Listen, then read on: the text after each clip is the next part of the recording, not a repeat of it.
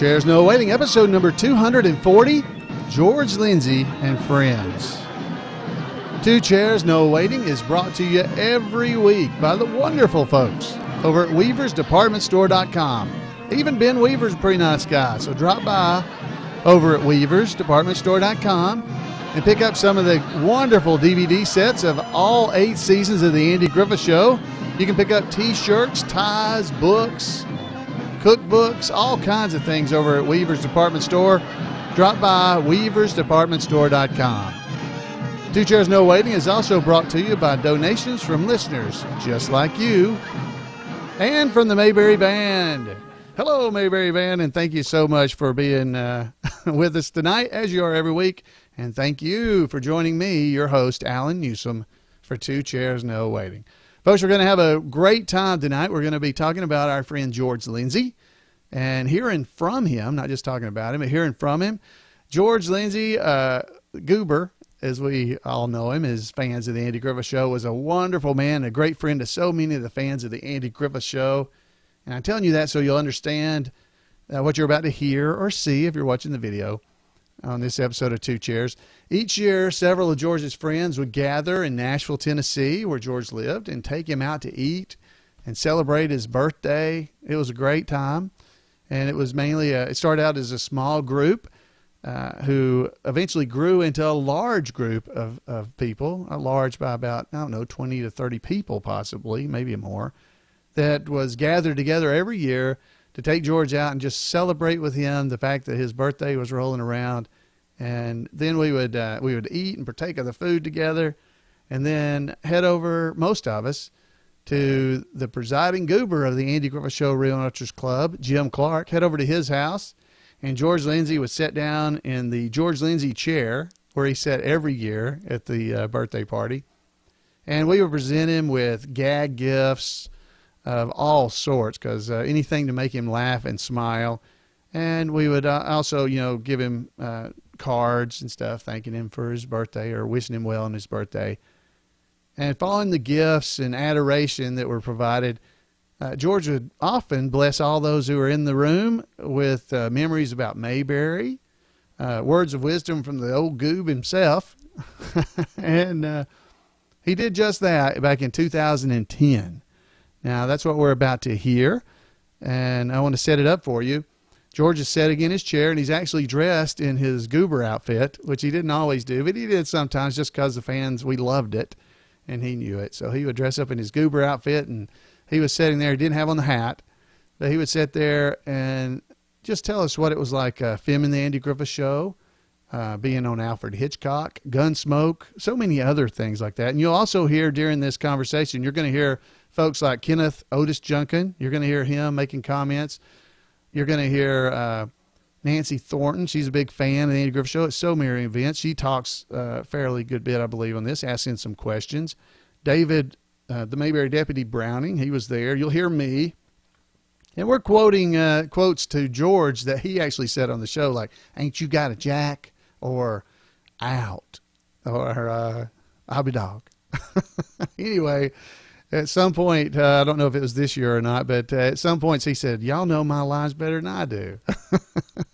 And then somebody said, "But we can't deliver them like you." But folks, I think you're going to really enjoy this. We got about 15 minutes of it, about 13 minutes, I guess, of George just sharing his memories of the Andy Griffith Show with us and just his life in general. So I hope you're going to enjoy this. So let's give it a listen. So George, you take it away.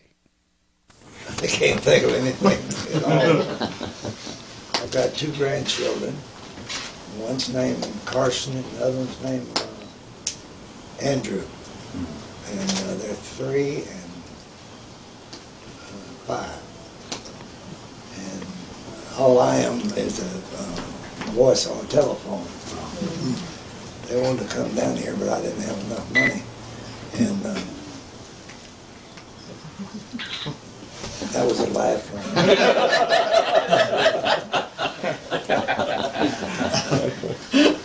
It's been a pretty good year for me. I have done nothing. When you get to be 82, you'll do nothing. And I will. And a few days I will be 82 years old. Just hope I make it that far.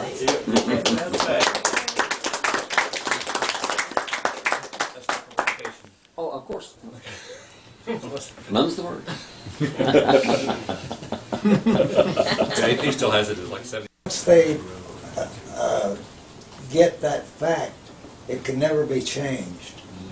So I told the newspaper that I lied about my age, and it's been that way pretty all the time. How old he is. Yeah. You don't want to tell anybody you're 82 years old. You know, they'll say, well, you ought to be in a home. I do. I go home every night. You need to tell them you're 102. Then they'll say, look how good you look. Don't look natural, yeah. They look natural.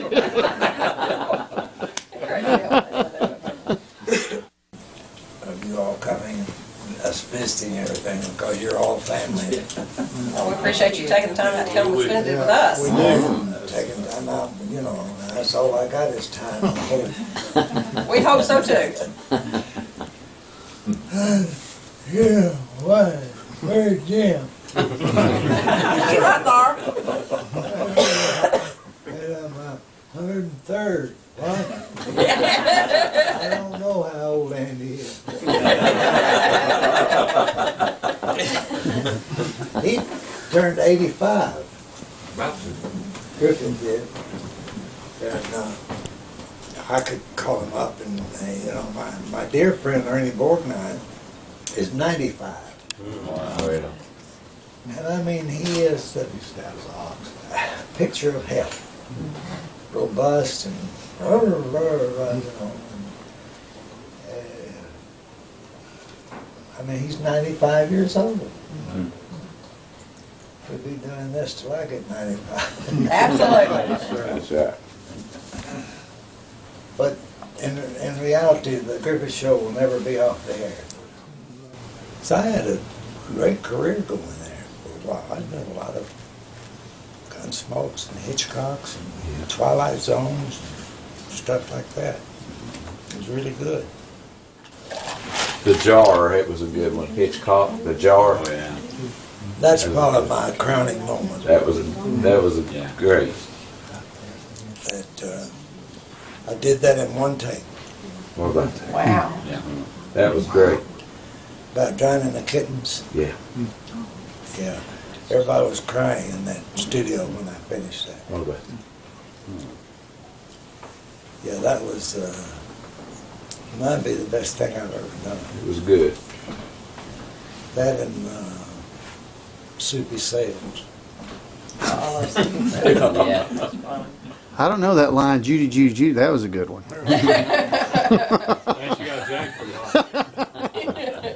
What? Ain't you got a jack? Yeah, that's a good line. Say it again. Yeah, That's a good one. that gets me every I time. always like Happy Dog. Yeah. How'd it all? I always like Out. Out. Out. Yeah, that is, yeah. I like I had the car and the, Yeah. the motor. Out. How do you plan on getting that car out of here? out. But I think my favorite is on the front porch. They're doing it. They're Hey, go, Andy. doing it. That's the couch I was talking about. Lynn. You do that, Living on the yeah. inside. That's funny about that. That's the couch I was telling you about. Your house sure looks different on the inside.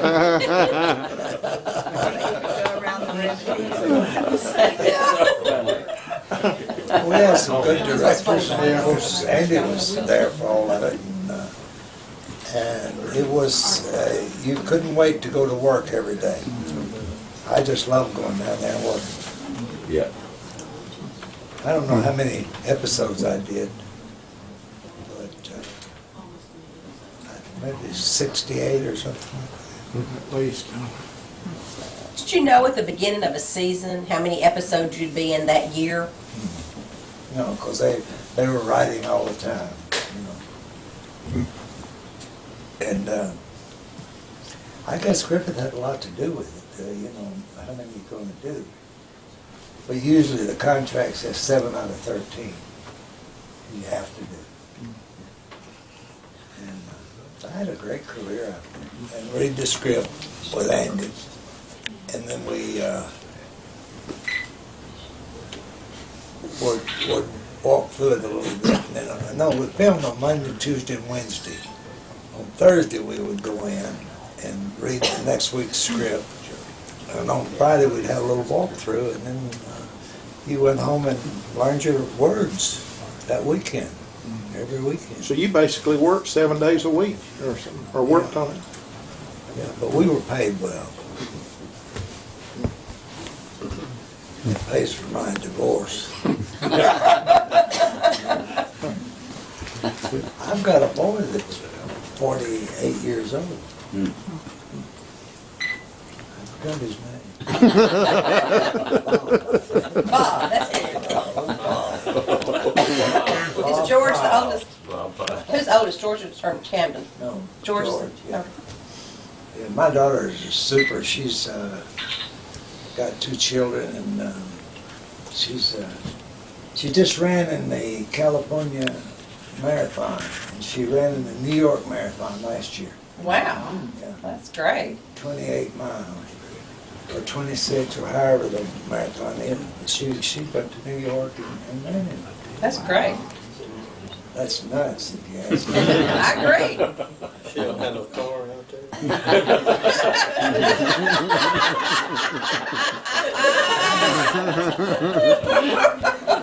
Okay, Mayor, you're fixing to get kicked out when you start at the station, the guest of honor. You can use that and claim it as your own. If you don't, David Browning will. well, Not if you're from Boston. actually, I was supposed to be called Bob Pyle. And Bull. what? Better than bull pile. So.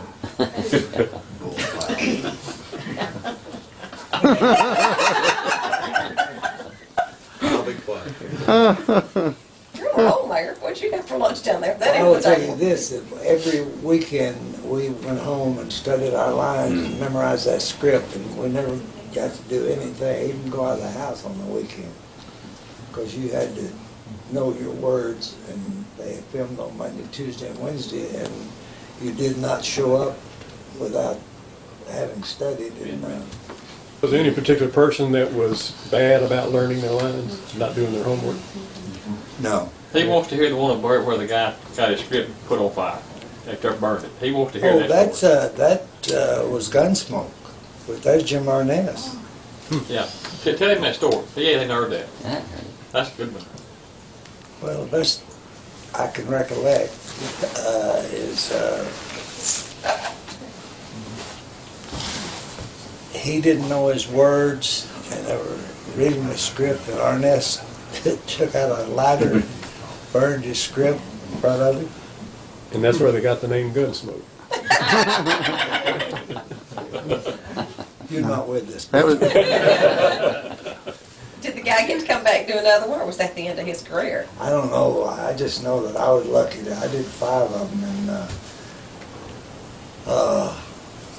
it was great. Great. I love doing a Western because it lets you go back to your childhood and be a cowboy. Howdy, man. But, you know, they have horses, but they have to be still for you to film.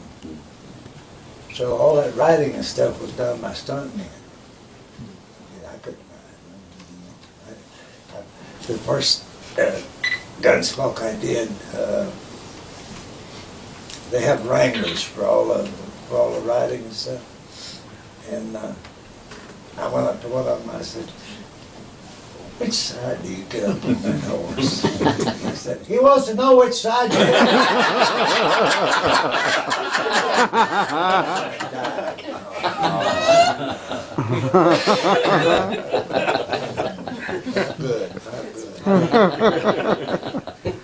Good, good. I always thought I could make it in motion pictures, but it didn't work out.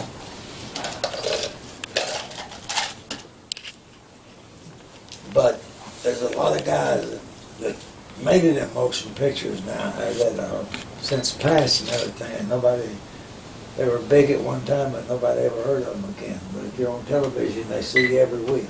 So you become part of their family. Absolutely. Yeah. That's why every time I go home, they move. I can't find my house. I've had a grand career, you know. 2 Broadway musicals, some little motion picture work, and television. I don't think any actor could ask for anything more. And you had 4 albums, 3 albums. Yeah. I still got them too.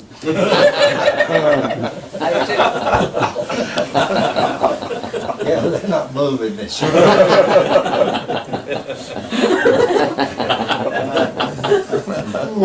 like my new album.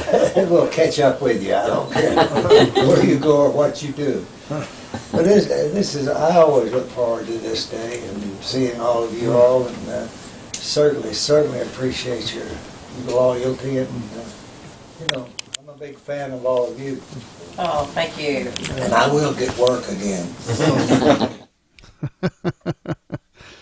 Wow, that was so fun for me. I hope you guys enjoyed that. I hope you could hear everything. It was all that audio was coming off of a video camera, actually a still camera that I was using to take the video with.